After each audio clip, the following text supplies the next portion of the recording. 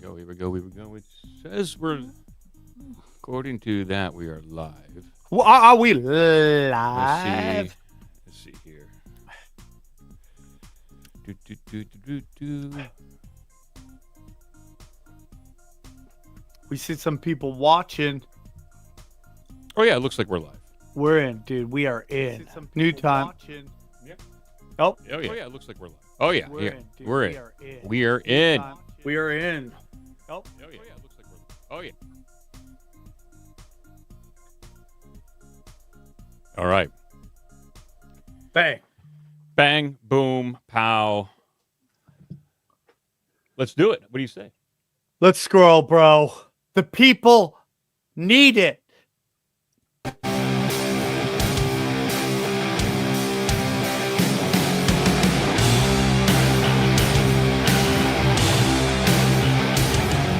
The strange, the bizarre, the funny, and the sad. In a world of algorithmic nightmares, these are the stories you find when you scroll too long. All the facts, all the absurdity, none of the fluff. This is Doomscrollin with your hosts, Sam Tripoli and Midnight Mike.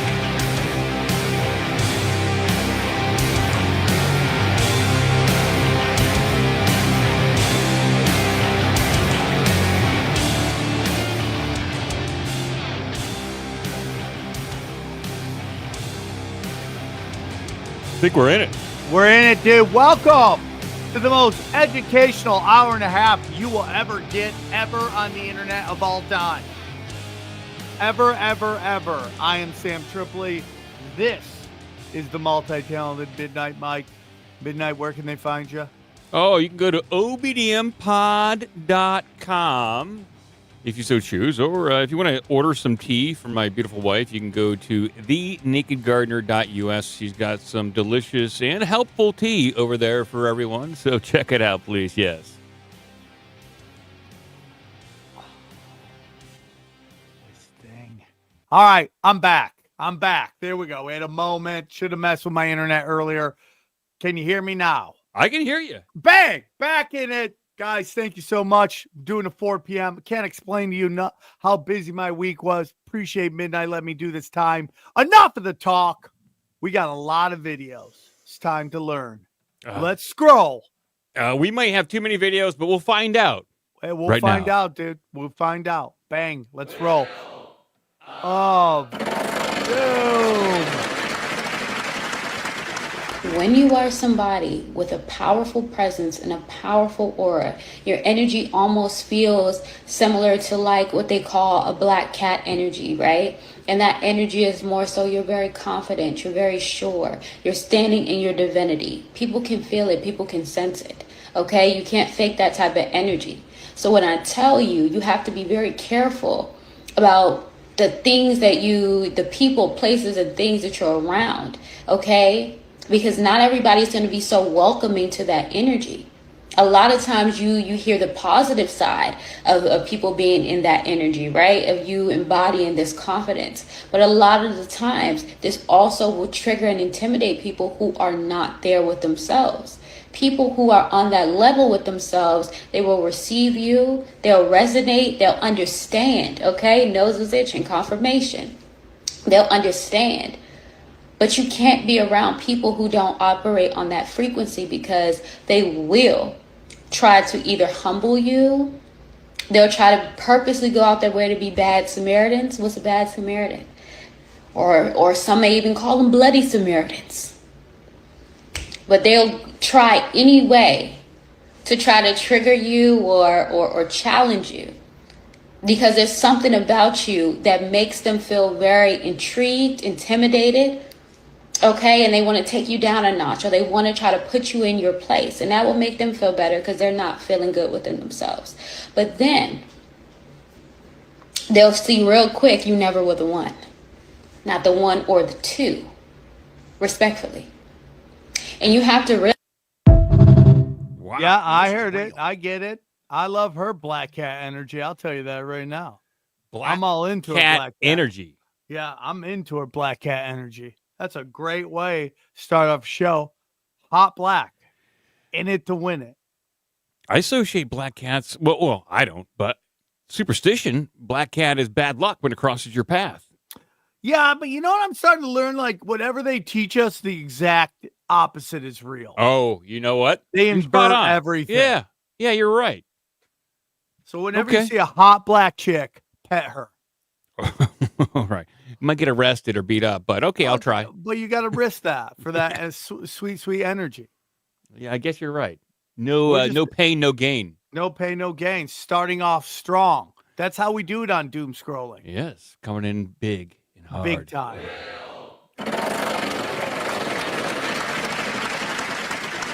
So we all know how they love to drop little tidbits of truth, little bits of disclosure in movies.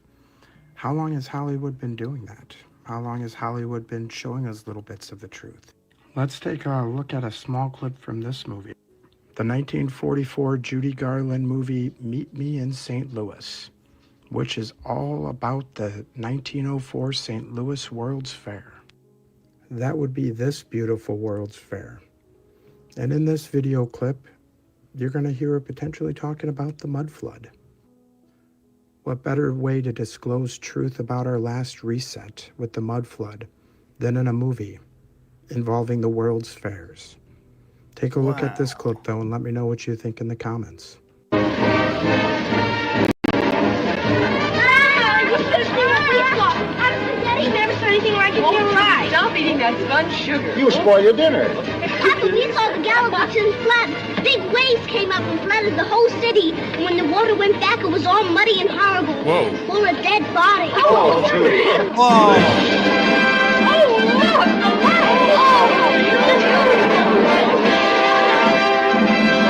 Whoa.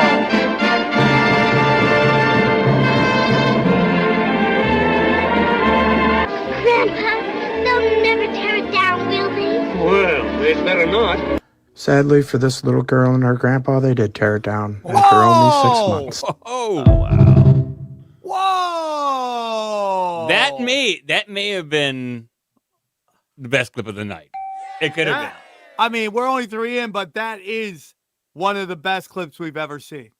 I mean, I think that's the second clip. I think that might be the number 2. No, yep, number 2, right after Black Kitty. Bang, we're in it. Tatarian mud floods. She young said it. Girls calling it out. Damn, dude. She said it. And there was mud and there was blood.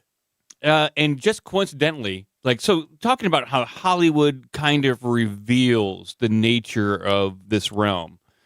Tomorrow night on OBDM, I'm talking about specifically 2 movies that feature time travelers that go back in time to abduct humans right before they die, only to take them to the future and use those bodies for however they want. And two movies made a couple years apart about abducting people from the past just before they die. And so that is very creepy. Yeah, it's creepy, but I think that could be the worst, dude. Let's say you're like, oh, finally the pain. It's gone away. Nope. I'm leaving. Bye, Mama. Bye, get Papa. zapped up into the future, so you are used and abused by time travelers. But and a couple time travelers come take you and just do weird stuff to you on the New York subway. But the clip you just showed here, it is kind of remarkable that the World's Fair, little kid talking about mud floods, tearing down the World's Fair. Insane. I'm going to be honest with you. It's very weird. Yeah. And again, for those who may not be familiar with the Tatarian and the mud floods, go just look up what are they? What were they called? The 1872 World Fairs, Chicago World Fairs. The late 1800s, early 1900s World's Fairs. They happen in different cities. I think Knoxville, Tennessee had one. Chicago was a famous one. They're all over the Midwest. Just look up the AI videos of them, and your mind will be blown. It will be just blown that they're like, we built this in 2 years and took it right down. I am not buying this, Jack. I agree. And that's why we doom. Please. Did you know that it is possible that we are living in the year 1728 instead of 2025? Now, this is a very interesting theory called the phantom time hypothesis, where it suggests that 300 years of history never actually took place. In the 1990s, a German historian named Herbert Illig came up with this theory, suggesting that the Roman Emperor Otto III and Pope Sylvester II altered the calendar to be the year 1000, purely because it sounded more significant. This would be like a coffee shop opening up last year and changing its sign to say, serving coffee since 1967 versus serving coffee since yesterday. It just sounds better. Anyways, let's look at the evidence. Up until the year 614, the Roman Empire was still around, and we have tons of records of war, leaders, daily life. They built major cities, aqueducts, and advanced technology, like inventing concrete, road networks, even paper. And then, after the year 911, we have lots of books and documents around medieval Europe. People were inventing mechanical clocks, windmills, better farming tools. But between those years, there's almost nothing. No big advancements, no major discoveries, virtually no change in population, very few written records. This is why this time is often referred to as the Dark Ages, because we literally don't know too much of what actually took place. So did just nothing happen for 300 years? Well, let's look at architecture. In the 600s, the Byzantine architecture was very popular. It had these big domed roofs, golden mosaics, and highly decorated interiors. Now, if you look at the Romanesque architecture, which was popular in the 900s, they have a relatively similar build. Large fortress-like buildings with thick walls and stone carvings. If 300 years did pass by, wouldn't we see a bigger difference in architecture? Suggesting that buildings like these were actually built closer together and not 300 years apart. Back in those years, the calendar wasn't as solidified as it is today. In fact, they had 7 major calendars being used at the time, all of which would track time differently. So it is very possible that time was added or removed in this time frame. It happened, and more than once. So that is the bulk of the theory as to why we could actually be in 1728 and not 2025. Come back tomorrow where I share research on the other side of things, where those 300 years went and what actually took place in them. Be sure to like and follow for more fun videos like this. Thank you so much for watching, and I'll catch you in the next one. That's crazy. Dude, that is crazy, and that guy's beard is on fire right now. Fire. It is trimmed. It is. I mean, this guy is ready. Look at that guy. It's super trimmed. I wonder if he just cleaned up right before he shot the thing. It's a little too. I mean, look at his hair. It is correctly wafted over to one side. He looks good. He could be AI. Even though Yeah, I don't think he is. it's definitely possible. But what's very weird is like those. Look at his chairs real quick. Did you take it down? Yeah, right here. Yeah. That's where you eat dinner, in those very nice red chairs that look like you're in a hotel lobby. I mean, this guy's killing it. And he's got those low-hanging testicle lights right above him too. He's got some low hangers. Yeah, dude. You know this guy's got like well-trimmed bottom section. Of course. My favorite new pod. Keep up the great work. Thank you, Da Bubbler. And $5 from a hot chick's worth $15. Sam, I love you. I love you too. Keep going. Hope to meet you one day. Oh, we'll make it happen. Bang, we're in it. Bang.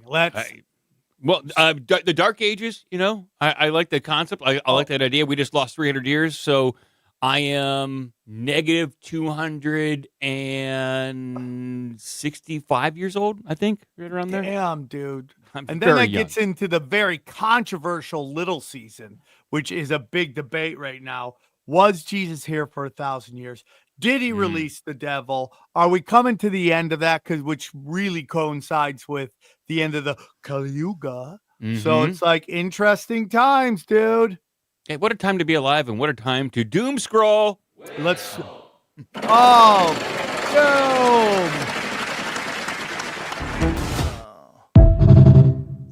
What is it that, like, if you get into Japanese or Korean, Bitcoin means centralized intelligence? I did not know that. So what stuck out at me was that the Bitcoin. So people just listening on the podcast, we watched a video in which initially it started off with some clips of a Sierra game called Space Quest, made by the same people who made King's Quest and old DOS games. But they had the in Space Quest, which I didn't get until I just looked right now, was the emblem for the Buckoids, or their in-game currency at the time, was the Bitcoin emblem. And then it just went through the series of people that probably were connected to national security agency to create Bitcoin for centralized currency. They probably did it as initially an experiment, and it was co-opted, and then here we are. They probably created a fictional character to claim ownership of Bitcoin, but we're all using that's a government Natasha Yakamoto stands Yeah. for centralized intelligence. Yeah, that's very weird. You know what's really weird, dude? You go back to video games, and I don't know when that video game this video featured was, but think about Super Mario. Yeah. They had digital coins there too. So Space Quest, I believe, I played this. I love those games growing up. Probably 1985, 1986 was the heyday of Sierra Games. So right around then. And also with Mario Brothers coming out in probably right around that time, the arcade version, 1983 probably. Dude, once again, revelation of the method. It's in our face. It really is. Everything is. Everything's in your face. It's just that you're not looking at your face, so you can't see it. Yeah, exactly, dude. It's all Black Mirror. Have you ever heard that when you use the bathroom and you're on your phone, you're worshiping the god of crap? Have we talked about that? No, but I like the idea. Yeah, I mean, like you're just worshiping this god that was made. Someone had to be. It's the god of everything, you know. Yeah. The god of twisted ankles, right? Yeah. The god of paper cut. I mean, a lot of people spend way more time on the toilet than they should because of their phone. And Yes. I'm guilty of that. It's a way to kind of wind down the day and start it up too. Well, it's like I'm so old. I used to read the newspaper. So once the cell phones came, you're like, oh, we don't need newspapers. Mm-hmm. We don't need no stinking newspapers. Yeah. We just need to worship the god of crap. Now you're on the toilet preparing for Doomscrollin. Yes. What is the name of the god of crap? The god of crap? Of the I can look it up. God of crap. I know Marilyn Manson had that term. I am the god of Sterquilinus. Sterquilinus. Sterquilinus.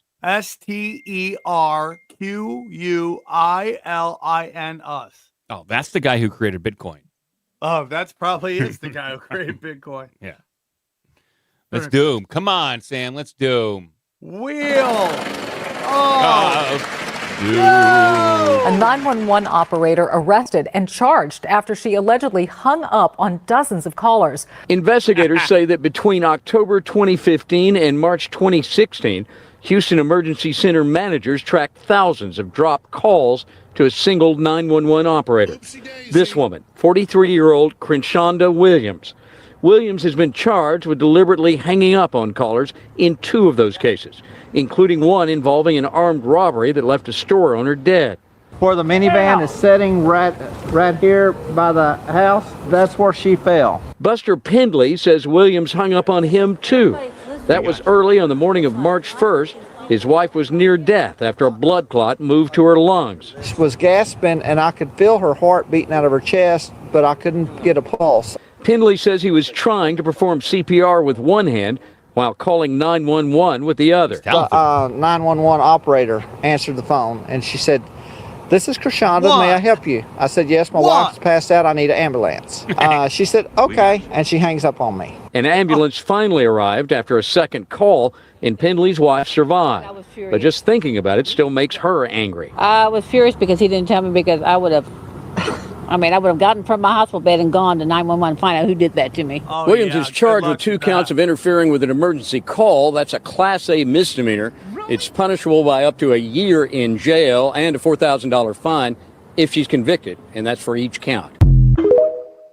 911's a joke. Yeah. If you catch the wrong person, you're in trouble. If you catch the 911's a wrong person, you're in trouble. And they're the final level boss of shitty customer service Is 911 operator. Yeah, they don't want to take your shit. Oh my God, I get it. She's just trying to do her job, and she's hang up. Every call is like got to be the worst call of all time. And they're probably looking at her stats. It's like, oh my God, you took 1,000 calls today. This is amazing. You're getting promoted. My argument would be like, I didn't hang up on all of them. I did say hello occasionally. I did take a call. Some of these people, they're just rude. Have you ever answered 911? They don't want to put up with shit. How many times have you called 911 in your life? I live in L.A. So you're probably on the phone quite a bit. Yeah, the side of the hill's on fire. We already know. Hang up. Every time. I don't think I've ever called 911. Knock on wood. You know, it's like you've never called 911. I've never seen the movie Titanic. Both of us are unicorns. Yeah. You know what? Fair enough. We're very special in our own special way. And that's why we do them. The greatest, most intelligent, educated show of all time. This absolute timeless gem was sent to me over by Dre, okay, absolute legend, of a UFO that was captured on the 23rd of July 2011 in Sao Paulo, Brazil, okay? Strange light disk formation. Here's an AI overview for this if you guys need that for whatever reason. This is the real deal, ladies and gentlemen. And what we're going to do, I'm going to put this through the toolkit data that we've developed, and we're going to pick this thing apart and kind of scan it with light language, hex, binary, Morse as well. So let's get into it, mate. Strap it. We're going to start off with a field assessment right here. We've got an AI CGI probability 8%, terrestrial tech probability 12%, non-human intelligence NHI origin 80%. What? And right here it says the object is likely a probe or scout vehicle, probably from non-human intelligence origin, based on modular light pulses, structural transmission behavior, a synthesized signal that sounds like a beacon or scan. So now I put it through a formation of light language, and I said, can you turn this into a wave format? Down below here, it started to pick apart the light data from all the spinning lights on the craft itself, and it produced this. Here's a light language sound data of the sound that this craft is emitting.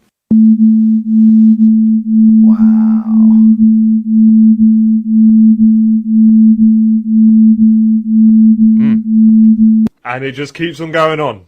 Now, from the signal data, we got an intent inference, okay? So right here, it says no erratic motion, structured pulse timing, absence of human text signatures, full signal intent summary, not hostile, observational in nature, possibly a probe, beacon or sentry, emitting a low-level ambient signal 4, resonance matching, atmospheric sampling, intermittent alignment with cosmic it's cycles. an alien probe. What? And from the Morse code data that we got from the signal itself, it came up with this. I am here, I am aware, I am observing, I am waiting. Oh boy. What? Right, and here's the signal itself on a graph, right? And right now it says what you're seeing. Horizontal bands, these represent stable frequencies, likely from structured pulse or modulation patterns, okay? Time progression, left to right. The signal shifts subtly, suggesting either a slow frequency sweep or scan, or... All right, this guy goes on for another minute and 30 seconds. His nerd nipples are just rock hard right now. He is going so deep. Let me ask you something. Where do you think he's from? That's a good, his accent, I want to say the UK somewhere, but could be a New Zealander. Yeah, I mean, that accent and what he's talking about is the only way you could handle that accent and not start laughing. You're right. This absolute timeless gem was sent to me over by Dre, okay? Absolute timeless gem. Yeah, I think he's from, I think he's from Wales. I think he's Dre. I think he's from Wales. Oh, that's a way. I wonder if a whole country of people talk like that, and that's normal. And then they listen to our show, go, dude, where do you think they're from? That accent's so thick and so stupid. Yeah, so dumb. I mean, that somebody put it in the comments. I was gonna say that what it said it was saying that got real close. We're here. We're queer, kind of like mantra. And they're waiting. Like, are gay aliens coming? They'll be at the rest stop tapping their foot in the restroom. 167,000%. Hold on 1 second. Yeah. Someone got that red and black color combo. Thank you, guys. Thank you, Richard Gutierrez. Yes, I have what they call an outfit on right now. Thank you. Wow, yeah, nice. I like that. Oh, I thought it was a Coke, but it's not Coke. It's Enjoy It. Brody Stevens, which somewhere around here is the picture right over there. Didn't make the screen, but we're double down on Brody. You want to double down on Doomscrollin right now? Dude, that's all I'll do. Let's do it. That's what we're here for.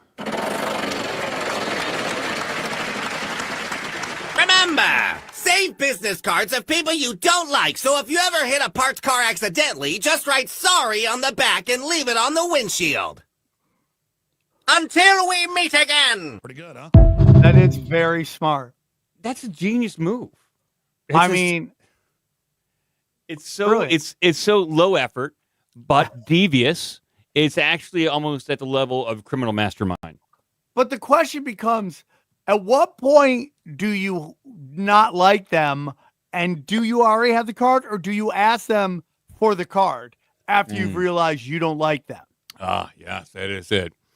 Because maybe they're picking up on a vibe, and say, hey, I know we don't get along very much or very well, but can I have your business card anyways, just in case we do I want to find do you annoying, but for some reason, I could go into business with you. Do you have a business card with your number and exact address?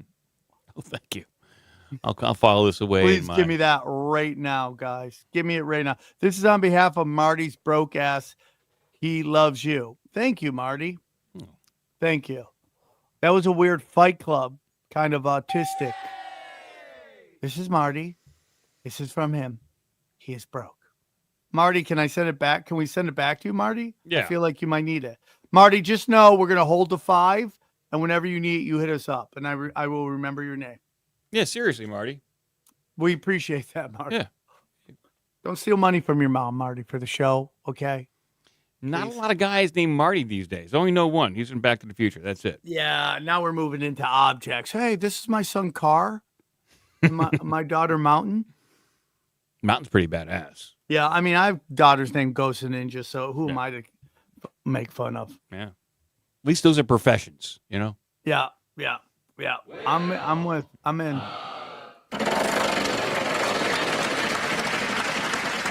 This is not a drill. I repeat, this is not a drill. Marvel and DC are officially teaming up to make a brand new crossover special this year. This is not hearsay. This is not speculation. This was announced by the editors-in-chief of Marvel and DC themselves. Confirmed yesterday, we're getting 2 one-shot specials. One made by DC called DC Marvel. The other made by Marvel called Marvel DC. They didn't go into specifics about what the story is going to be about, who's going to be featured in it, or even who the creative team behind it is going to be. But I don't care at this point. It's happening. It's really happening. I really need y'all to understand how huge this is. It has been 20 years since the last DC Marvel crossover we got. 20 years since these iconic characters have shared the page. There's been so many iconic new characters that have been created since then. The possibilities are literally endless. Hell, we could even get movies out of this shit. Imagine that. Imagine Superman and Spider-Man meeting each other on the big screen. That shit will break the box office. It'll destabilize the world economy. At this point, nothing's off the table because both companies swore up and down that this would never happen. Now it's happening. Mind you, the writing was already on the wall when the two companies teamed up last year for the first time in decades to make omnibus reprints of all the previous crossovers they've done. Even commissioning brand new covers for it drawn by the legendary Jim Lee. So if they could work together to make that happen, it stands to reason that they could give us a new crossover special. But what do you guys think? Are you excited for the new crossover? Who am I kidding? Of course you are. Who are 2 characters from Marvel and DC who haven't met yet, who you'd like to see team up or fight each other in the crossover? Let me know in the comments below. If you fly like me, give me a follow.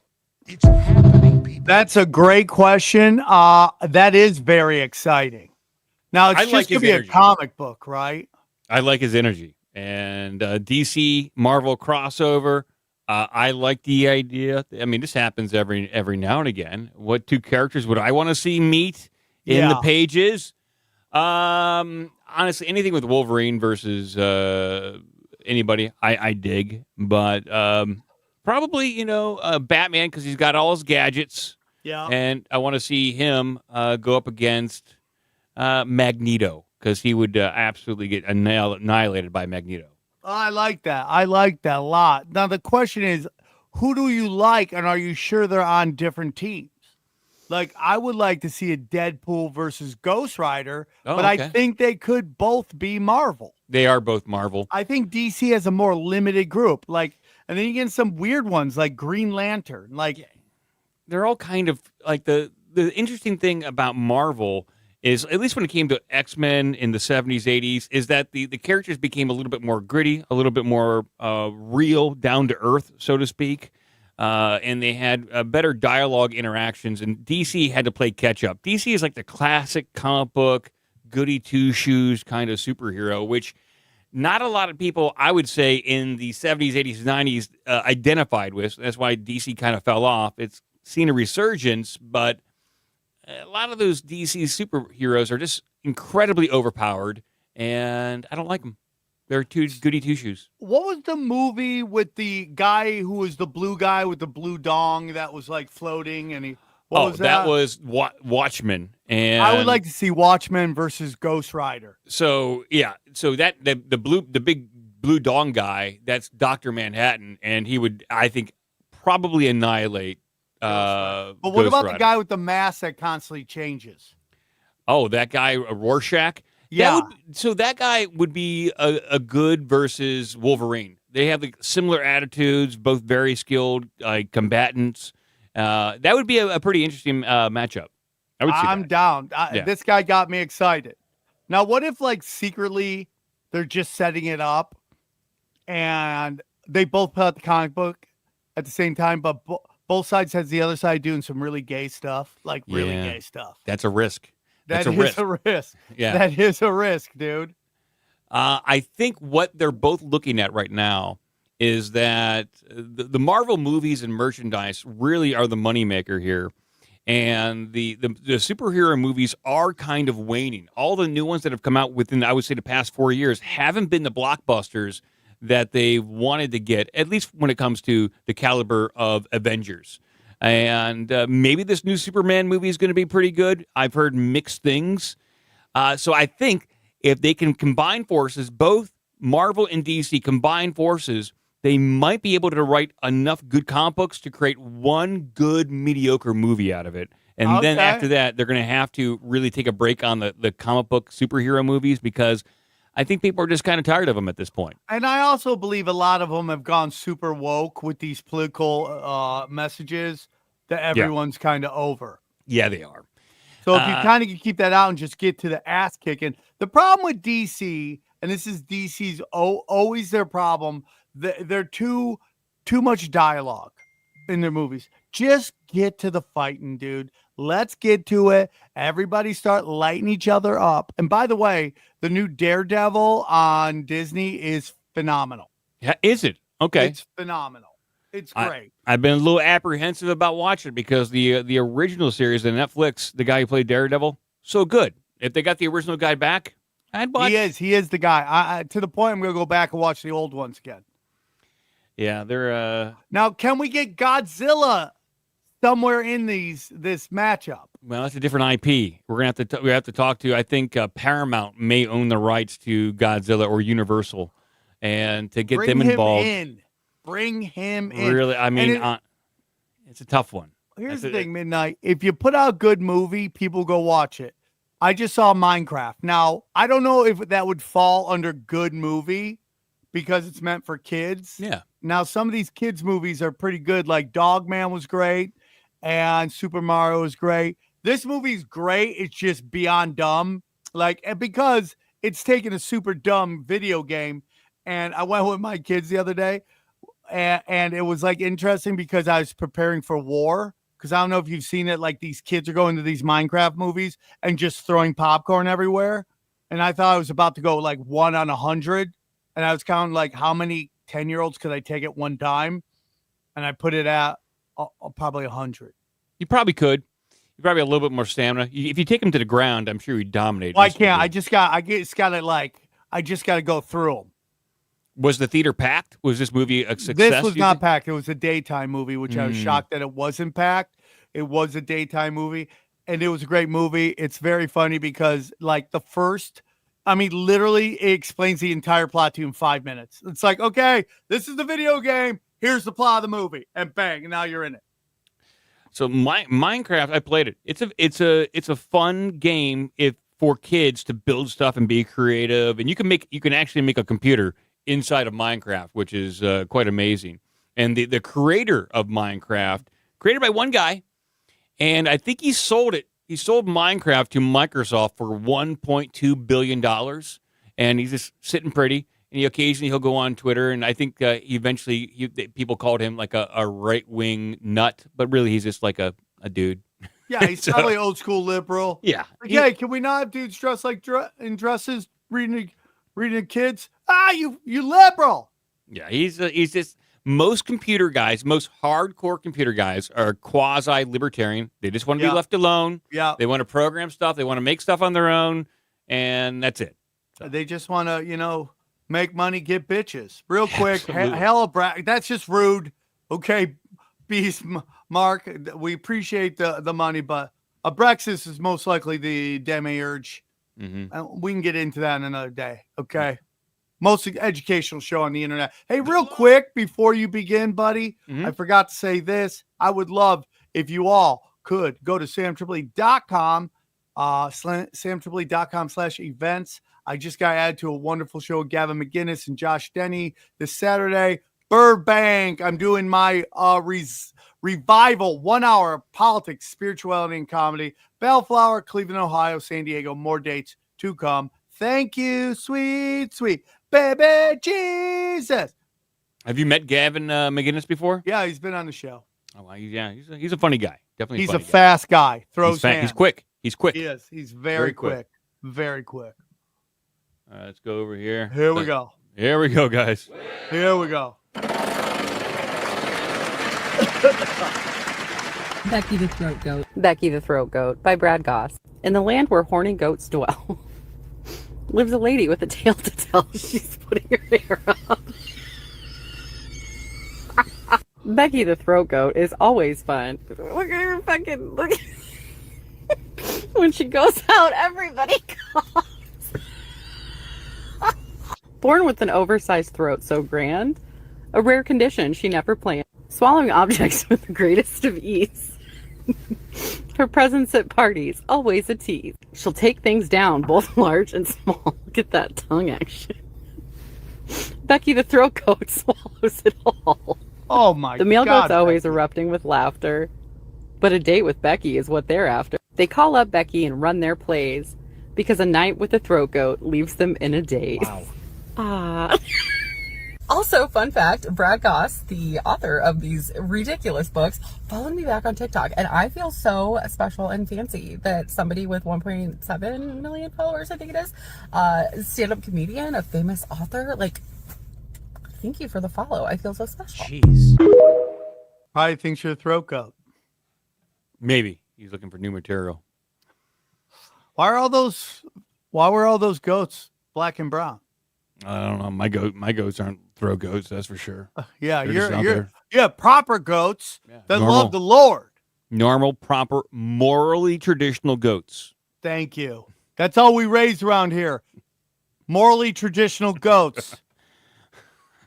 It's amazing like that there's a market for those kind of books. Like people actually buy them. I'm sure as goofs in a gag gift, but still people are buying them. You'd find those in Spencer Gifts back in the day. Oh, I miss Spencer's gift. Are there Spencer Gifts anymore? You see malls around America, Sam. Are there Spencers anymore? There are Spencer's Gifts in the mall, and I remember going there going, oh, this is a dangerous place with dangerous ideas. Is that tit dice? Yeah. Oh, my God, that goth chick is so hot. Everyone wanted the orb with the electricity, but you could never buy it. You can't buy that. You just go in there and play with it. Yeah, throat goats. My God. Man, the wheel is on fire. It's just today. it's going crazy. It doesn't miss any shot. We take a card, I give a spin, turns into Bin Laden. Pew, pew, pew, pew, and I'm proud to be an American. Hey, man, it's not easy. You got to come up with an original card trick, and he did it. Magic's tough. Magic is tough. I didn't even know there was a card 9/11, but there is, according to his magic. Yeah. Yeah. I mean, who knows? Isn't that funny that trick is based on a propaganda? It's working. The propaganda is finally working. When the magicians start working into their tricks, we will know our propaganda worked. It's like that's state-sponsored magic. Okay. Yeah. I will think about it. Guys, real quick. Sam, we want you to consider doing a man on a street show. It would kill Miss Brody. Hex is king. Love buddy. Bro, we just found a hexagon. There's still hexagons out there. Holy cow. God bless you, finesse, whatever you call yourself. Bit finesse. Okay. God bless you, dude. I would love to do a man on the street. That would just be another thing on top of the already insane schedule I have. Not against it if I can figure it out. But we'll see. That's a lot of work. You got to go on the streets that you know are populated with friendly people. Yeah, and you know, it's easier when you're a good-looking young guy. All the girls are like, oh, yeah, I'll tell you how many guys I've been with. Cute guy. But when you're an older dude with weird angles, it gets a little harder. Yeah. Okay. It gets a little harder.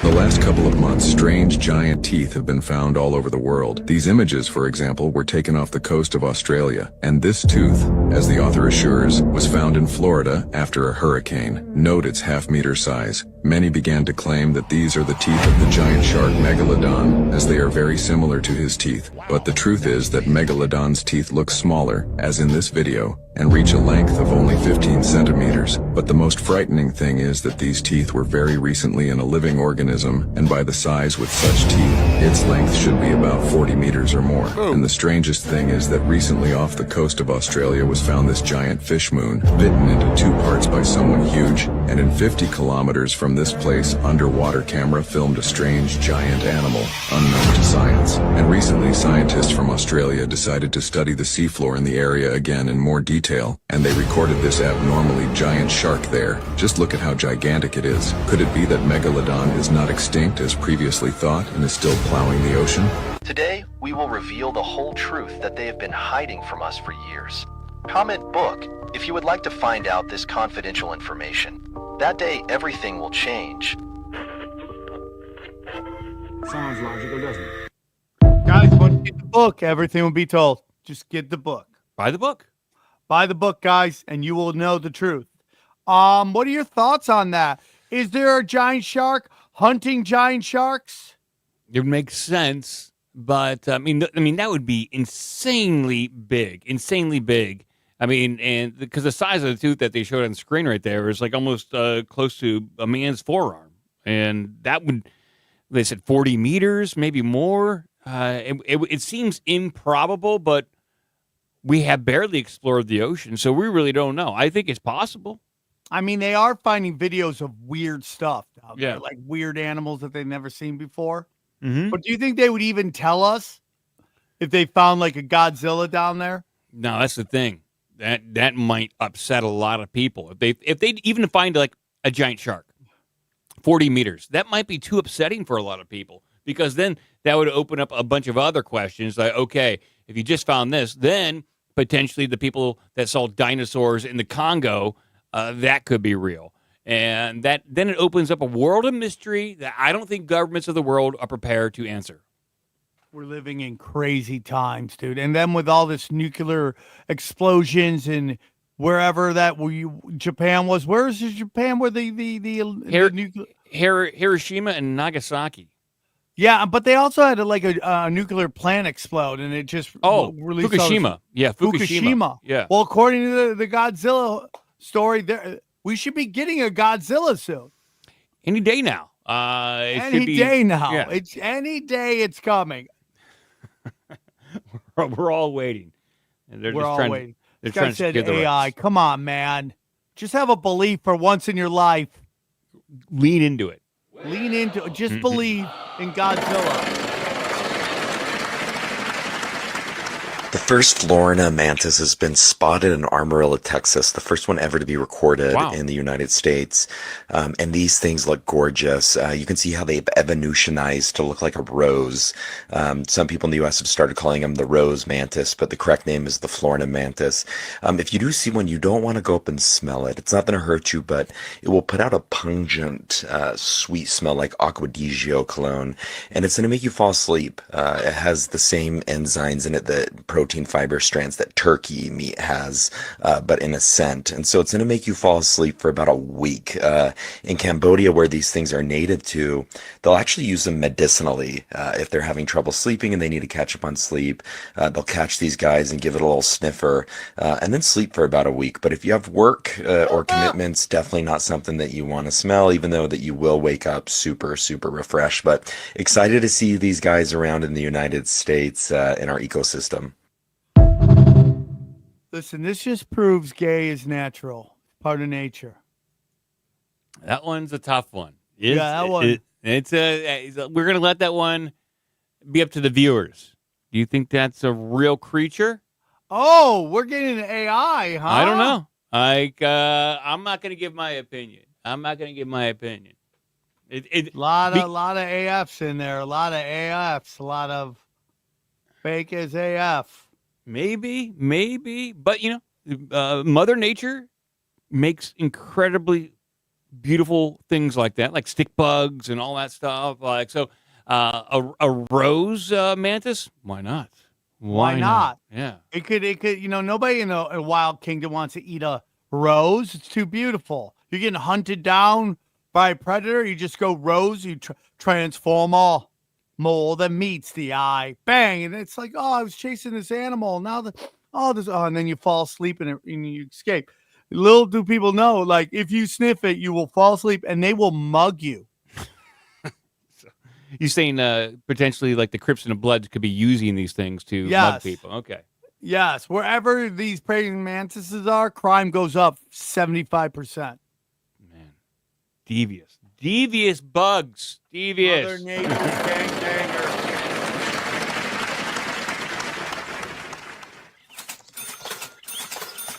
Yep. Yep, doodle, sleep, fart, go to Pound Town. Yep. Day of the day trader. Become a millionaire. Wow. Sleep, go to bed alone. That's it. Make all the money, lose all the money. You had it. He had all the money, and then he lost it all, probably because of Donald Trump. Yeah, 100. Donald, dude, we just did cash days today. April 9th could go down as the biggest insider trading day of all time. Probably. Time. That's how we do it. Yeah. Oh, well. Oh, dude, this is a bumpy ride. Like, we knew it was going to be crazy, this Trump administration, but not this crazy. It's literally a flight of nothing but turbulence. Yeah. You could feel it. You could feel it, too, and you could feel it. Everyone can feel it. Dude, that guy definitely felt himself at the end. That's the only way he can put himself to sleep. All right. Crash daddies. It's not bad.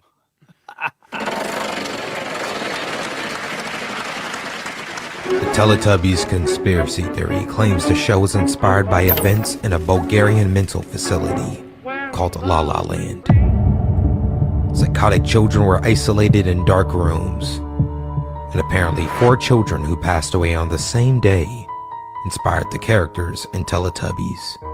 Wow. A child's facial disfigurement and 5 years of isolation inspired Lala. Oh. A deaf child tied to the fence outdoors and frostbitten inspired Tinky Winky. Another child, starving and unwell, inspired Dipsy by lying in his vomit for days. Jeez. And ultimately, another child fell into a fire and was roasted alive. Oh my God. Inspiring Poe. The children's main source of comfort were the television sets in their room. And when they got word that the mental institution was getting rid of the television sets, the children concocted a plan.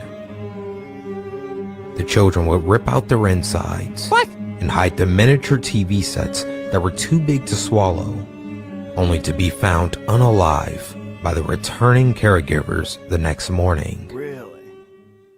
And this is like one of the most insane, crazy stories I've ever heard. And it's sick. It's sick.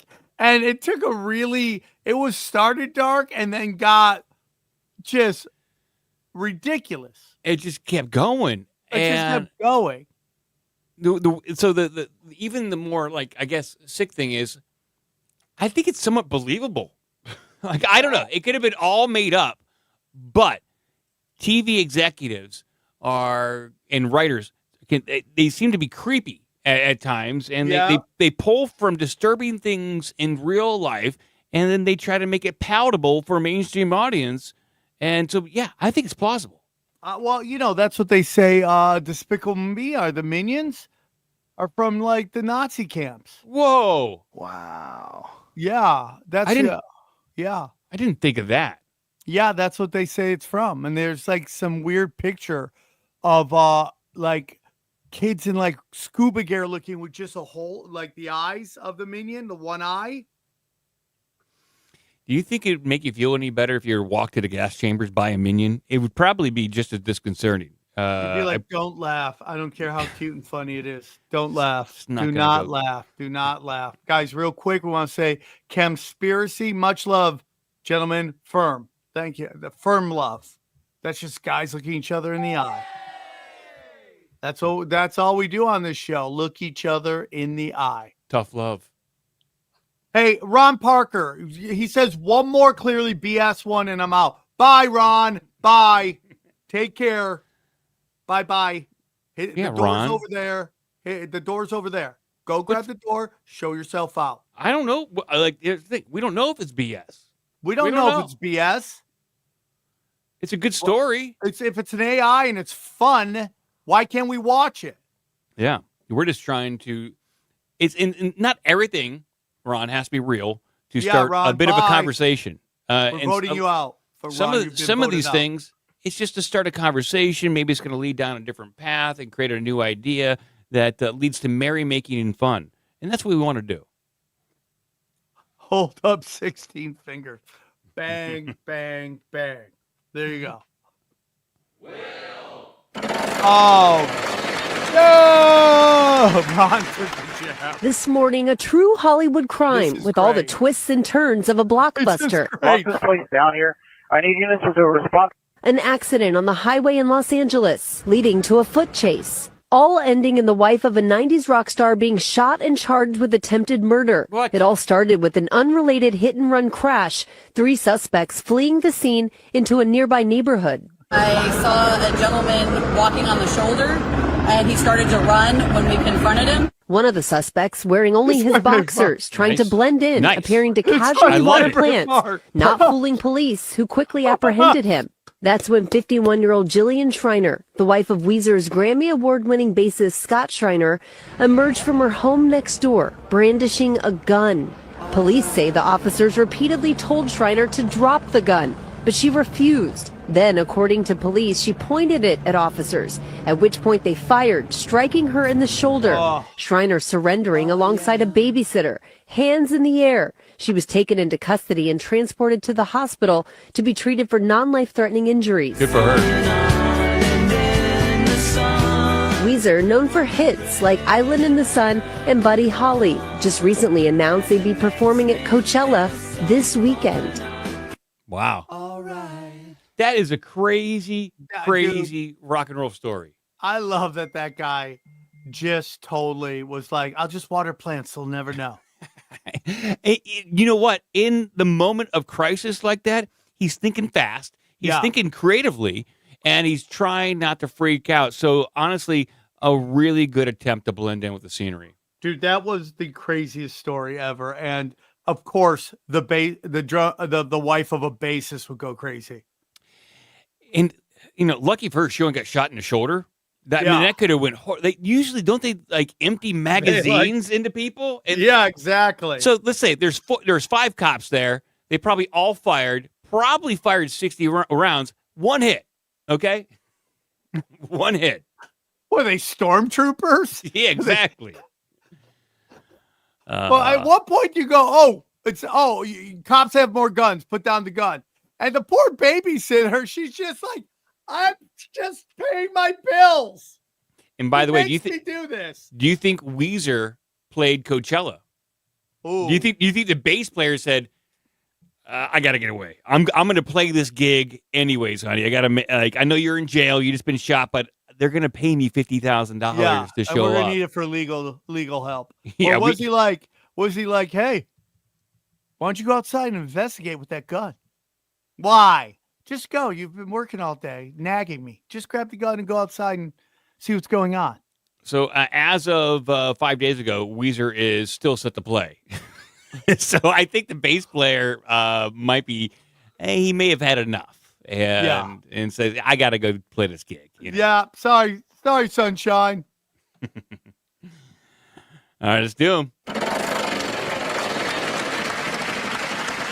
You ever seen the serial killer whales named Port and Starboard? This is the shameless deep dive I went on this week. These orca whales are famous because they are serial unalivers. Port and Starboard here hunt gill sharks and great white sharks at alarming rates. They are the first orca whales that are seen on camera hunting great white sharks. Ooh. Either in a whole day or a whole week, Port and Starboard hunted 17 gill sharks. Port, Starboard, what is your problem? And they each have those hanging dorsal fins, which is usually seen in orcas who are in captivity, but it's seen in 1% of wild orcas. Port and Starboard got their nicknames because of, I guess, the directions on a boat are also called port and starboard. One leans to the left, one leans to the right. That's the direction their dorsal fins lean. That's so hard. Hard lean. For no reason at all. They have a specific method. One of the orcas will swim past a shark and either tail flip it or the force of the water will flip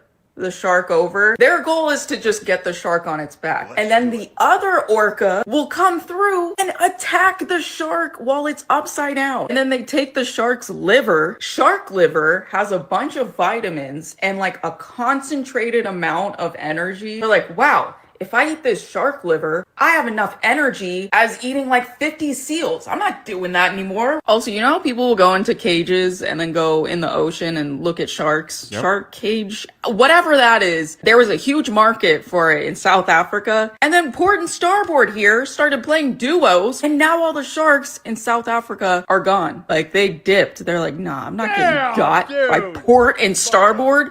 So now shark viewing, cage shark viewing has declined in South Africa. Honestly, at this point, you should still put people in the cage, but they get to see Port and Starboard now. I think there's a bigger market for that. You're telling me there's a King Von version of orca whale? That's terrifying. So if you're ever in the wild or fishing off the coast of South Africa and you see two orcas with dorsal fins that are leaning to the left or right, you should just make sure you believe in God right then and there. Quickly. Wow. Who are their therapists? Jolly West? No. Really? Those are insanely smart, using strategy to hunt. They're like the Sundance Kid and Butch and the Sundance Kid. It's like they're like a classic crime duo. It's a story in the making right there. Dude, that is some straight up. I mean, we're talking DC, we're talking Marvel Comics. This is some straight up serial killer shit. They could take on the X-Men probably. We want to see an Orca Marvel crossover. Can we see two orcas versus Aquaman? SeaWorld Marvel versus DC. I like that. Yeah, there we go. SeaWorld versus DC. Dude, that is so crazy. They're just murking everybody so well that they're almost gone. They're scared. There's like they've scared basically the sea, and that's hard to do. They're running the place. What if the animal with the giant tooth from earlier shows up and eats them? That's nature. That's the problem. There's always a bigger person on the block, always a bigger guy on the block, and they got to watch out. That's why there's two of them. You got to watch the back. Yeah, and I mean, if they were nuts. If they were solitary hunters, I'd say yeah, but there's two of them. They're classic. What if they duo. were just like at one point just poured out all this illegal amphetamines and they just took them and now they're just tweakers, killer sharks. Probably going around robbing stores, taking Legos. Yeah. Doing what they got to do. Anything under $1,000 they can get away with. Yeah, that's it. As long as you're killing under $1,000 worth, you're good to go. Guys, we have 30 minutes left. Where did the hour go? Educational. Let's go out with a bang.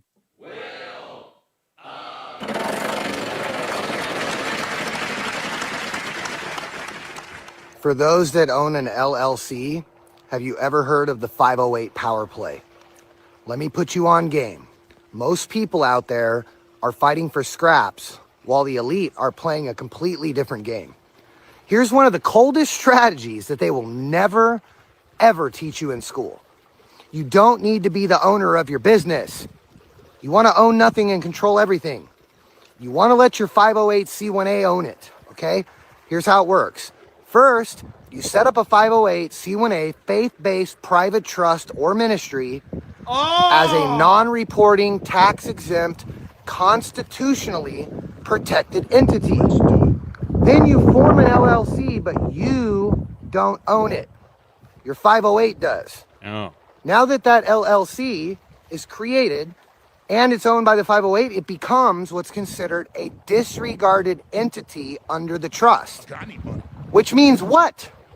No corporate tax return, no K1s, no 1120s, no Schedule C. Just a clean, private, non-reporting, revenue flowing through a lawful entity that is structured outside of the jurisdiction of the IRS. 100% ethically and legally. Now tell me, who's really free? You're not hiding money. You're operating lawfully, intelligently, and in alignment with how the system was actually designed to work for those that understand it.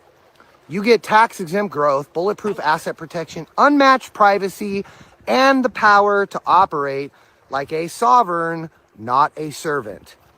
They don't want you to know this, because once you do, you can't be controlled by fear, audits, or financial slavery. The game was never broken. You were just never taught the rules, folks. Sounds logical, You doesn't can download all of my books in my bio. I will never DM you. I will never reach out to you on here. So if anybody in my name is doing that, it is not me. You can book an appointment in my bio. You can download all of my books for free in the link in my bio. I'm going to try to find his name for everybody. That sounds interesting. I love that you could just pretend to be a church and you're tax exempt. I mean, unbelievable. I don't think I'm smart enough to do that. Like, Yeah, no, he I'm was just sure saying stuff, and I'm like, what? what he said probably is legal, and there's a way to do that. He's figured out the game. He's got a great hat. He's got a big Flavor Flav chain on. It looks like he knows what he's doing with the money. Yeah. I don't think I'm savvy enough to pull this off. I'm going to forget to cross a T, dot an I, and then I'm in jail. Then we're all in trouble. Yeah. Then we're all in trouble. These are power moves that this guy is doing. It's like a level 5 power move. I'm not even at level 2. I'm with you, dude.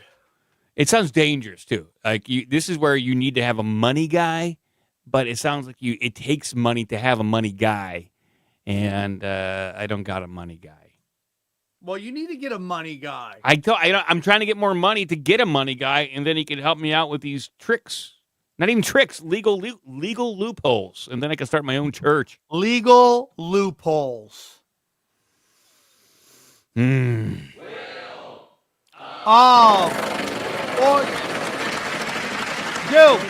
What are other things in people's toothpaste that they should watch out for? And I will just tell you this. I've talked about this on the podcast. I had my blood taken and I was so high in triclosan. And I know triclosan isn't in a bunch of toothpaste and baby wipes. You guys got to be, there's a huge brand of baby wipes that it's in. Triclosan from when Colgate introduced their product Total in 1998.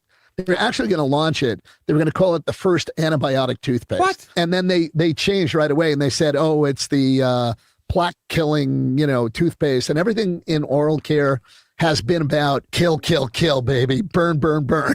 What are these things we should look for in our toothpaste? The ingredients. Okay. So let's talk about what's bad. So what's bad in toothpaste? What's bad in toothpaste is sodium lauryl sulfate. What's bad in toothpaste, of course, is fluoride. Procter & Gamble, I think, launched a product called Crest Sparkle. It was fluorescent blue, bubblegum flavored. I remember that. It's very tasty. It had sparkles in it. It is like any kid who was like 5 or I don't know, it was like candy. I for sure had that. And fluoride fatalities in children went up like something like 280%. There's enough fluoride in a full-size tube of toothpaste, commercial tube of toothpaste, to be fatal to 2 children under 5. Right. Wow. It went through and then took the FDA, typically 10 years, and they came out with the FDA poison warning on toothpaste with fluoride. Whoa. It says if more than a pea-sized amount, keep out of reach of children. I love that one. Oh, wow. Let your kids brush with it, but keep out of reach of children. If more than a pea-sized amount is swallowed, call poison control right away. And these people were all doing drugs. What is it about when you want to talk about chemicals and stuff and it's poisonous? Your voice is weird kind of thing. People freak out. Yeah. People freak Your out when you vocal say, cords are like- hey, why don't we just have clean water and clean food? And then you get yelled at, you get called names, very mean names, and they don't want to have a conversation.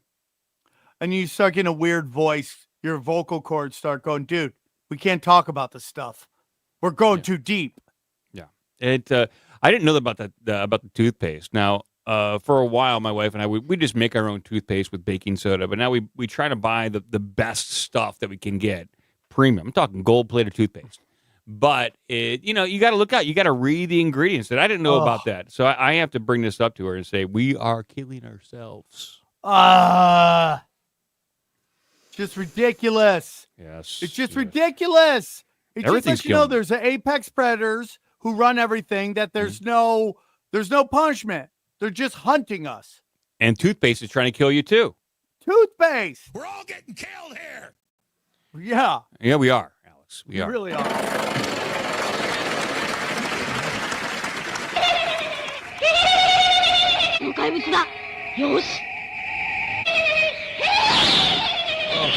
Oh my God.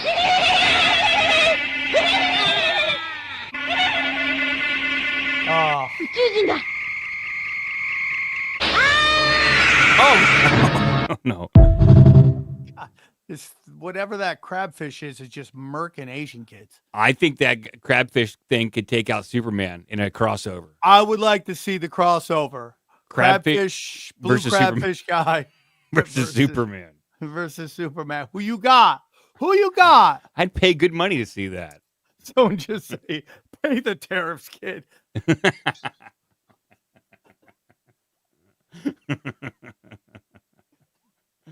the tariff, kid. Thrusters, hey, we're sending blue crawfish after you. That's how the Asian countries get their kids to do their chores. I would believe it. Or else we send blue crawfish after you. No, mama. Oh my God.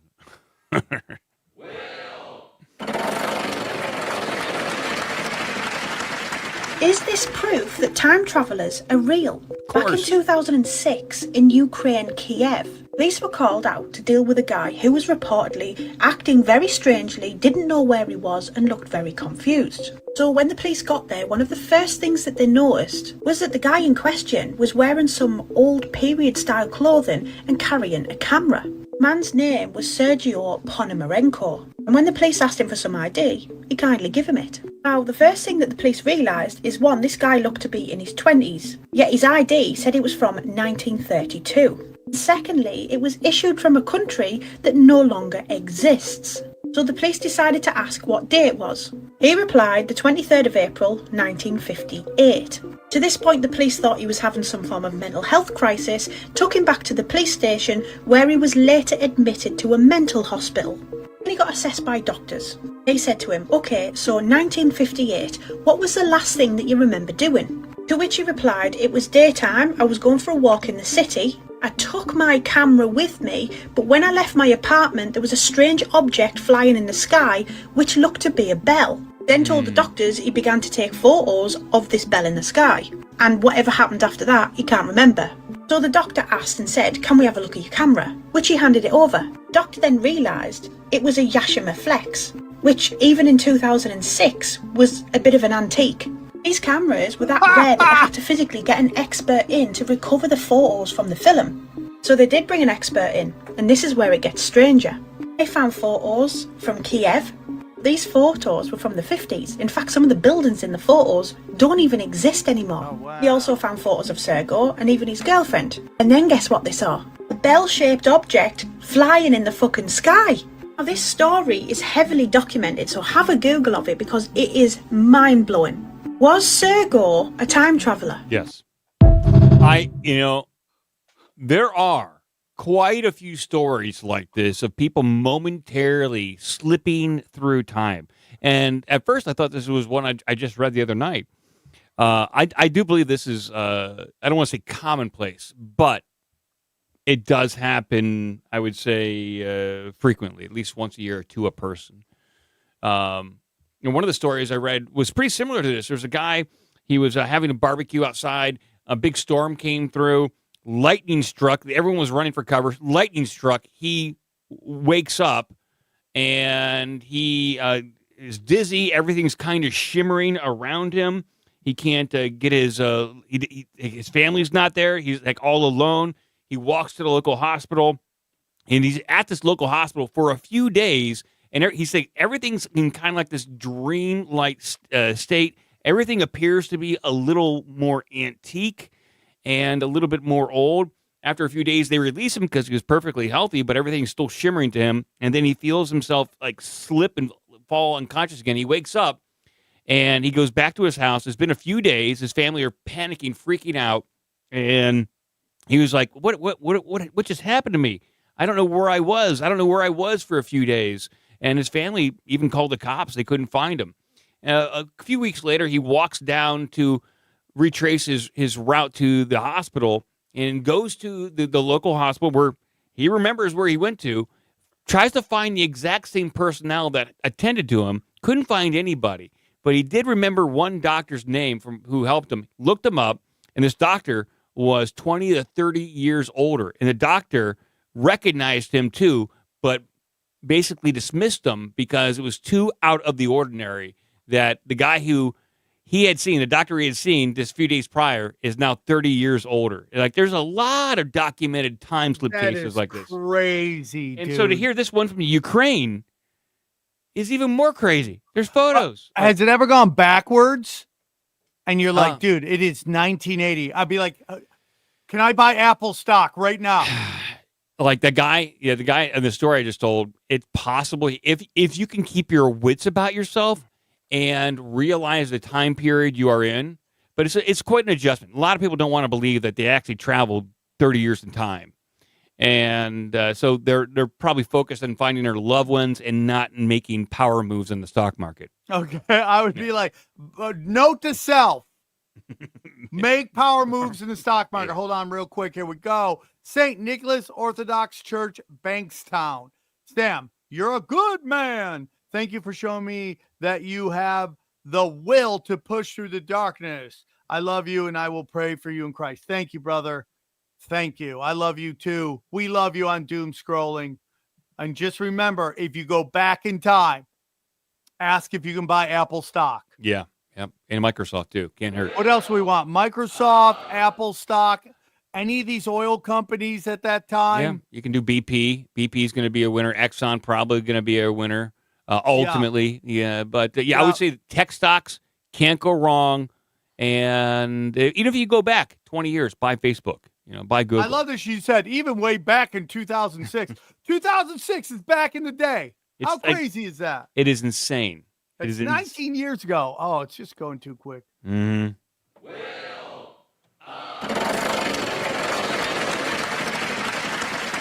10,000 years ago, the Atlantean settlers of Earth scattered their machines across the world. These sentinels were built to observe, to adapt, and to outlive even memory. One such entity reached the jungles of the Yucatan, and then it went silent. By 330 BC, Quetzalcoatl ruled over the Mayans of Mesoamerica as priest king of the fifth sun, chosen by Kukulkan to oversee war, harvests, sacrifice, and time itself. Within the empire of the Maya, fleets of sky gliders moved along invisible currents. Tower spires pulsed with buried energy, regulating crops and weather across the jungle basin. Messages leapt between cities through beams of colored light channeled by turquoise monoliths. Along the temple walls, towering stone guardians stood in silence, inert for generations. The priests called them gods of stone, awakened only by blood and prayer. But Quetzalcoatl had seen the seams in their joints, the sigils that pulsed when the lightning came. They were not gods, they were relics, machines, and they were waiting. At the center of the holy capital stood the black stone clock, its glyphs turning in rhythms no priest could explain.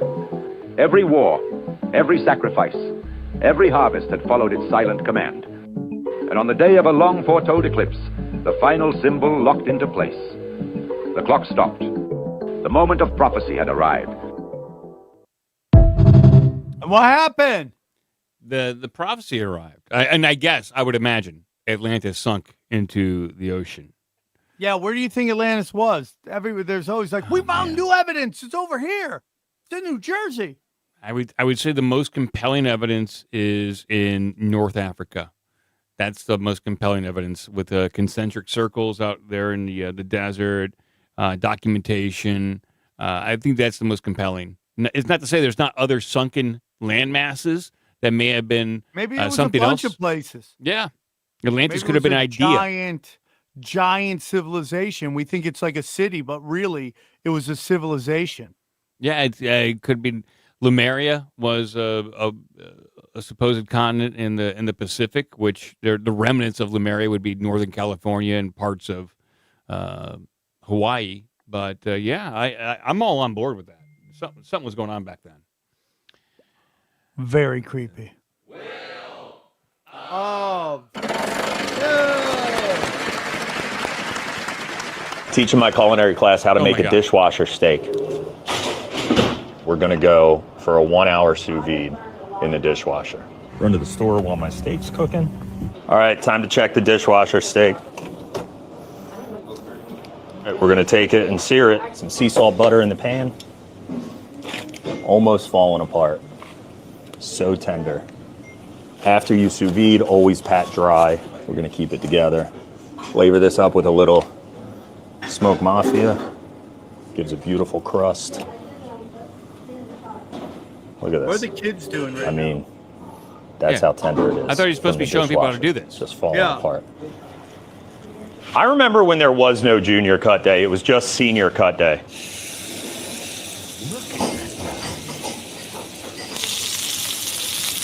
All right, ready for a flip? Ready for a flip? I am. Look at this. Whoa, Look at now I'm this. hungry. Beautiful. And I know that internal is looking That looks good. Dishwasher steak. Dishwasher steak. My grandma used to make this. Oh my God. It has been over 5 years since I did a dishwasher steak. And this is about as good as it gets. Look at that. 1 hour sous vide in the dishwasher. Show me a better cooked steak. And it goes on for like another minute, but I think that's it. We've learned everything we needed to learn from a dishwasher steak. I never would have assumed that was a possibility in this life. It's an hour a long time to be running your washing machine. I feel like, yeah, you got a great steak, but it also comes with a fat electric bill. Yeah, maybe the dishwasher running for a full hour. I don't use my dishwasher, so I don't know what the typical runtime is. But yeah, it does seem poor use of water and electricity. Very weird. Yeah, but maybe. But I like it. I like it. But if you get better steaks out of it, it might be worth it. And who was the first guy to try that? That's a good question. Who was Some the guy's real steak inventor? just fell into his washing machine. He didn't He's like, notice leave it. Let's leave it. Let's see where this goes. Probably the same guy discovered if you lick a toad, you get high. Yeah, a real innovator in this lifetime. Yep. Yep.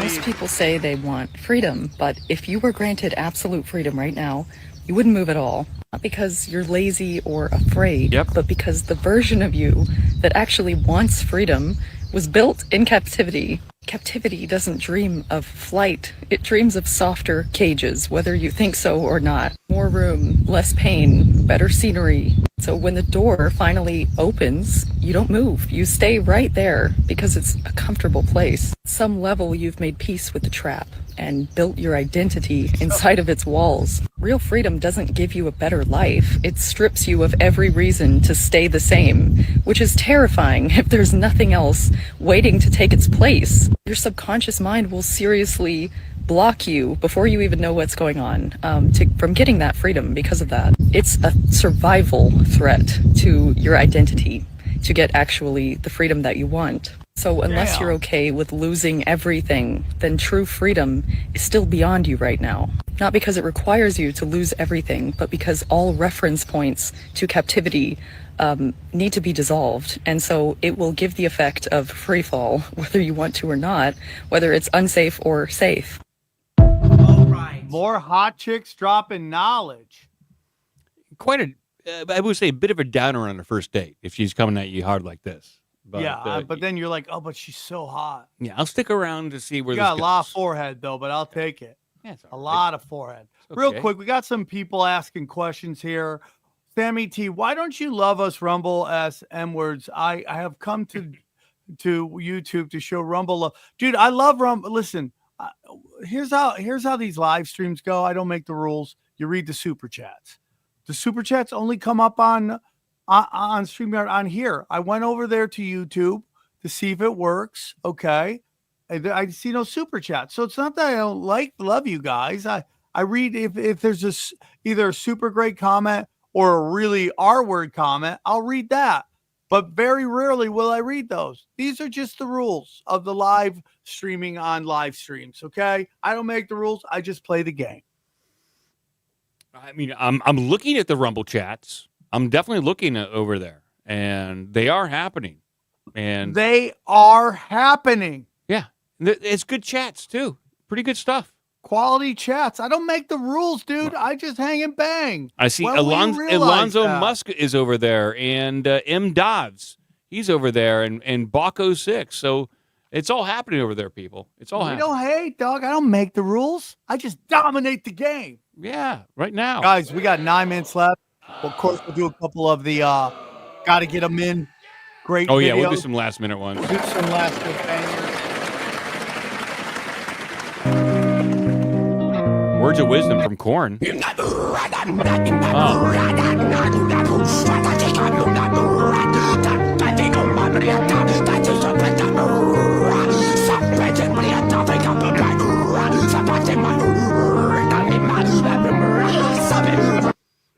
Yes. Yes. Anytime I feel light as a feather right now. Anytime you can put the song Twist in an inspirational message, I like it. Yeah. We used to be a proper country, guys. God. Korn's still kicking. Korn's great. One of the guys got super religious. I don't know if he came back, but he did. Hey, man. He came back. back. You know that like one of the guys in Slayer was a devout Christian? And he's like, but I got to pay the bills. I think that might be Tom Araya, the singer. Oh, yeah, that was on the top. I remember that as a kid. That was a huge song. Yeah, Die by the Sword. I mean, Slayer, lovely band. I've seen them a few times. Same with Korn. I saw Korn once or twice. And, I haven't seen Korn. I should go see Korn. I saw them on the Life is Peachy tour, and it was bonkers. I mean, the first 2 albums, absolutely bananas. And, hey, I'm going to say something very aggressive here. Oh, boy. Very, very honest. I think who did Chocolate Starfish? What Limp Bizkit. Limp Bizkit, completely underrated band. Oh boy. Get in the chat. Let me hear it. Sorry, completely underrated. Completely underrated. That was the band that was opening up for Korn on that tour.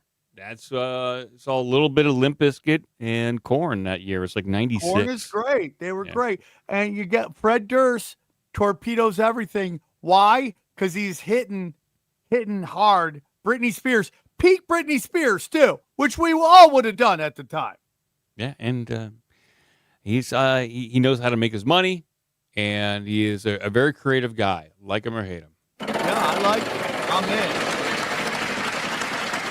You put a tattoo on your forehead to save your parents' house. Yes, that's correct. I found out about this contest, if you'd like to call it that, and naturally I was a little skeptical. So what I did, I called the radio station, and I spoke with a gentleman, and he did, in fact, confirm that this offer was legit. He also directed me to the contest page on the station's website. Tattoo them across your forehead. Be the first listener to do it and win $250,000. So as you can imagine, I didn't waste any time. I dashed down to the radio station. They glared at me in disbelief. I could have never imagined somebody would have actually tattooed our station letters to their forehead. $250,000 is a lot of money. There are a lot of folks that would do that, right? How's he to know that this is not real?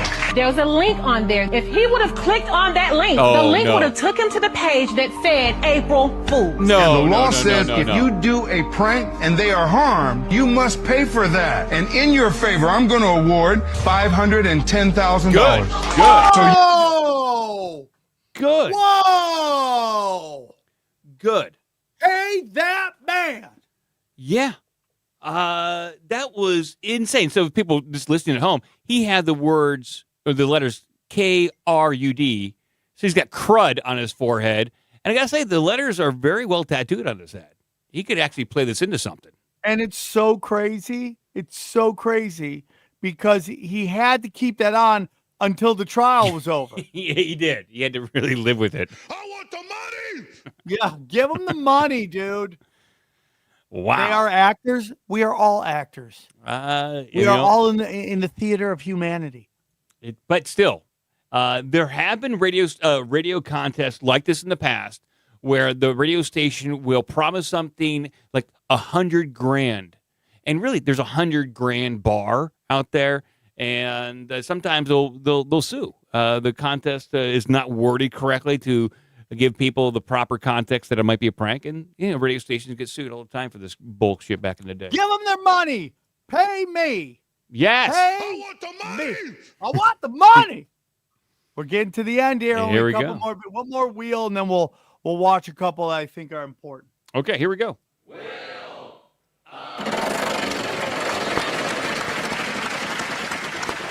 Everyone just wanted to show. They're all camouflaged besides hers, so she's going to be the first one to get shot. That's not a good thing. Sorry, Dad. Not into that. No. Not into that. Going to be honest with you. I think you're crushing it, but I really got a question. Yeah. You're basically saying, here's the decoy. Okay, hold on one second. Let me see what I want to start with. Okay, let's start with this one. I think you would appreciate this one. These are the we got to bang with these. These are the we gots to bang. Here we go. Here we go. My question to you is, where are the feminists now? Those cheeks. Oh, he's really oh my God. Yo. Oh my God. What the? And the statue's arching his back. What the hell, Oh, there was some copyright. There's going to be a ton of stuff taken out of this episode because there's so much music. But yeah, that guy got up in them guts. That was crazy. Yeah. Where are the feminists now? Where is that statue in San Fran? Yeah, of course it was. Oh, where else would they? Where else would that be fine? Here we go. This one's a great one. Here we go. Sides are on a triangle. Oh man, you just 5. It's 3. But yeah, close enough. What about the bottom? Oh, true. I forgot about that. So you went to college? Yes, sir. I went here in Jackson. Then I went to Harbor. I'm LLC Incorporation. I am one of the last founders. I'm in with the law enforcement. We're police officers dressed up as homeless people and living out here on the streets. We're trying to come forward and say that homelessness is against the law. You're an undercover cop? Yes, sir. I sure am. Most likely, I just painted a target on myself. Did you happen to be mayor? Yes, sir. Thank you, dude. Thank you. That was great. That was great. Here we go. Here's another one. I think this is an important one. This might be our most important one yet. Here, hold on, let me see which one do I want to go with first. Oh, we already did that one. So, all right, we're gonna end on. We'll do these 2 last videos. Here we go. Rookie cop in New York. One day, he's tasked with escorting 4 scientists known as the Ghostbusters to the mayor's office. He overhears what Egon and the So this is basically how Ghostbusters and family values are related. Okay, we'll start again. Here we go. Is a rookie cop in New York. One day, he's tasked with escorting 4 scientists known as the Ghostbusters to the mayor's office. He overhears what Egon and the other Ghostbusters are explaining about paranormal activity. Being a nice, talkative young man, he keeps asking questions. He eventually gets the Twinkie explanation from Egon. He was also there to witness Gozer, the Stay Puft Marshmallow Man, the near destruction of all life on Earth. Unable to think clearly, he accidentally shoots a 13-year-old boy because they thought the kid had a real gun. The shooting was investigated. He was found to have not done anything wrong, but it was time for a change of scenery. He transfers to L.A., where he's forced to work a desk job while his work probation runs its course. We see him in Die Hard buying Twinkies. His knowledge of Twinkie ingredients and willingness to tell John McClane about it shows his obsession with the food since leaving New York, and Egon's explanation won't leave his brain. He's still not in a good place mentally. We start to see the cracks forming in his reality. He admits to the store clerk that Twinkies are for his pregnant wife. But this is just a made-up lie to himself to appear normal because he's not an everyday guy. There's not a wedding ring on his finger. He's beginning to build up an alternate reality in his mind because he tells John McClane the same thing. He even starts to hang on to the hope of forming a quick friendship with John. Unfortunately, the events that night at Nakatomi Plaza force Al into murdering again in the line of duty after almost being killed by terrorists. John moves on with his life, and the police chief takes all the credit for saving the day. This nightmare is at its peak for Al Paul, and he's admitted to a mental institution where he completely breaks down. To escape the pain, he creates an alternate reality in his head where he becomes Carl Winslow, a family man in Chicago as far away from the coast as possible. He's still a cop, but his duties never interfere with a solid, loving home life. He has a wife, 3 kids, a sister-in-law, a mother, all surrounding him, giving him support whenever. He is safe. He is happy. However, the guilt of his real life is manifesting itself and bubbling underneath until it finally pushes its way into Al's dream world. A 13-year-old boy named Steve Urkel. Oh my! The very same boy that Al killed accidentally back in New York. Oh no! With nothing to offer but being obnoxious, interrupting Al's peaceful dream existence, Steve haunts him like an angry spirit, causing frustration. Carl's powerless. As each horrible torture befalls Carl and his family, his tormentor cries, "Did I do that?" Only to serve and mock Carl even more, because Carl did do that. He killed the boy. The harder Carl tries to suppress his guilt, the worse it becomes. It becomes so unbearable that his peaceful life turns into a horror flick, eventually giving him a heart attack and having his family disappear one by one. Carl's Winslow dream reality crumbles, leaving Al Powell alone in a straitjacket and padded room until he dies. That confused breakfast was fire.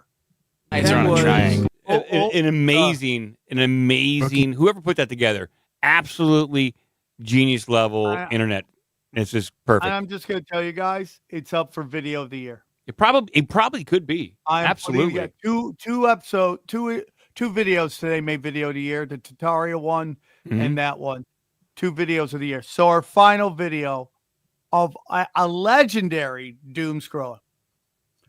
Legendary. Okay? Are you ready? Here we go. Get ready for one of the greatest videos you'll ever watch in your life. Here we go. Seagal might be the most hated person in all of Hollywood, so the next 60 seconds should bring a smile to your face. Seagal's an Aikido master, which is a martial art that has almost zero real-world practicality, because it requires your opponent to essentially be a training dummy. But Seagal believed that being an Aikido master gave him immunity from being choked out, and he let everybody know that. Eventually, one of his stuntmen, judo legend Gene LaBelle, gave Seagal the opportunity to back up his words. And Gene easily slapped on a rare naked choke and put Seagal to sleep, but it wasn't over yet. Seagal shat himself in the process of getting choked out, and when he came to, he saw other stuntmen standing around him and laughing their asses off. And to be fair, Seagal's technique would work in most circumstances. If someone is choking you and you shit yourself, the attacker is probably gonna let go. And to this day, Steven Seagal denies that this story ever happened, which is a sign that it most definitely did, because Seagal does have a 10th degree black belt in lying. As it, dude. So I can find some drugs and some women. An amazing Seagal story. You gotta love them all. Gotta love anytime you can get a nice dump in your pants story about Seagal, you're in, guys. Guys, one of the greatest episodes of Doomscrollin. Get in it. Was it one of the greatest or the greatest? Thank you guys so much for tuning in. One more time, where can they find you? Midnight.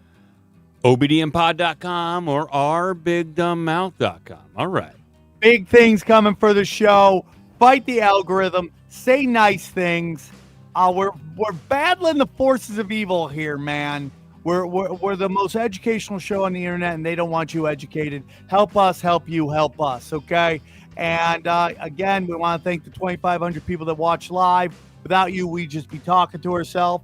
And go to samtripoli.com. See me live in LA for the month, and we will see you soon. We love the Dooms.